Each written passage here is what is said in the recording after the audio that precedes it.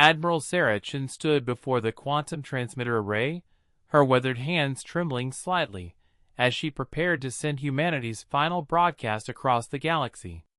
The station's hull groaned under the relentless bombardment from the hegemony fleet, but the transmitter remained operational, for now. "Ma'am, the shields are down to 12%, Lieutenant Morrison reported, his voice steady despite the circumstances. "We have maybe 10 minutes before they break through." Chen nodded grimly. 10 minutes to deliver a message that had taken humanity 3 centuries to earn the right to send. She activated the galaxy-wide emergency frequency, the same channel the Galactic Council had used to deliver their ultimatum 48 hours ago. "This is Admiral Saracen of the Terran Defense Force, broadcasting on all frequencies to every species, every world, every listening post in this galaxy." Her voice carried the weight of 7 billion souls, who had already paid the ultimate price. "You wanted to know what happens when you corner a species that refuses to kneel. Today you learn." That hegemony had made a critical miscalculation. For 300 years, they had watched humanity spread across the stars, cataloging their technologies, monitoring their expansion, growing increasingly concerned about these newcomers who refused to accept their proper place in the galactic hierarchy. "You studied us," Chen continued, her fingers dancing across the transmitter controls. "You watched us fight wars among ourselves and concluded we were violent but primitive. You saw our nuclear weapons and thought you understood our capacity for destruction. You were wrong." The Council's ultimatum had been simple: submit to hegemony rule or face extinction. They had given humanity 48 hours to surrender their colonies, disarm their fleets, and accept protective custody on reservation worlds. The humans had used those 48 hours differently than expected. "While you debated our fate in your marble halls on Zenthri Prime, while you marshaled your fleets and calculated acceptable losses, we were busy." Chen's voice grew colder. "We were implementing Project Prometheus." Lieutenant Morrison looked up from his console, confusion evident in his alien features. He was one of the few non-humans who had chosen to stand with humanity. "Admiral, the hegemony fleet is requesting communication.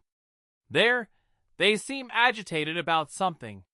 Chen smiled grimly. "Tell them it's too late for negotiations." For 3 centuries, humanity's greatest minds had worked in secret, hidden in the deep space laboratories between solar systems.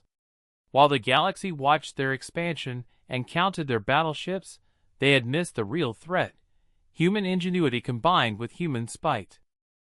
"Project Prometheus wasn't a weapon in any conventional sense," Chen broadcast, watching as emergency signals began lighting up across known space.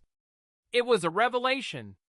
We discovered something about dark matter that your physics missed, something about quantum entanglement that your scientists never considered. We learned to touch the fundamental forces that hold your worlds together." The station shuddered as the hegemony fleet intensified their attack, but readings from across the galaxy were already confirming what Chen knew was happening. On Zenthri Prime, the planet's core had begun fluctuating. On the military worlds of the Kreshik Empire, gravity itself was becoming unstable.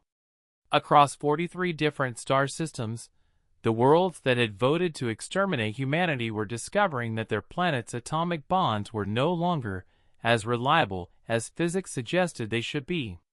"You thought extinction was something you could inflict on others without consequence," Chen said, her voice now reaching across hundreds of light-years instantly through the quantum resonance network humanity had secretly embedded in the galaxy's communication infrastructure. "You forgot that a species facing extinction has nothing left to lose." The irony was perfect. The same quantum entanglement technology that had allowed the galaxy to communicate instantaneously had also allowed humanity to place undetectable quantum anchors on every world that had voted for their destruction. "This could have been avoided," Chen continued as alarms wailed throughout the station. "We offered trade, cooperation, cultural exchange. You responded with conquest and genocide. You brought this upon yourself. Morrison's console flashed urgent red. Admiral, they're requesting immediate ceasefire. All hegemony fleets are pulling back to their home systems. Too late, Chin replied. The process is irreversible.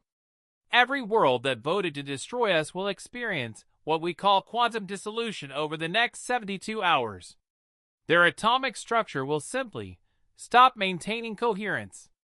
As the hull finally gave way and the station's atmosphere began venting into space, Chin delivered humanity's final words to the galaxy. Remember us. Remember that extinction works both ways.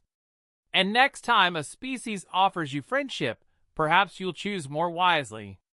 The transmission ended as the station exploded, but the message had already propagated across the galaxy through quantum entanglement, instantaneous, unstoppable, and carrying with it the dissolution codes that would reshape the galactic power structure forever. In the depths of space, automated human vessels detected the transmission's end and began broadcasting a simple repeating message. The children of Earth remember. Choose peace.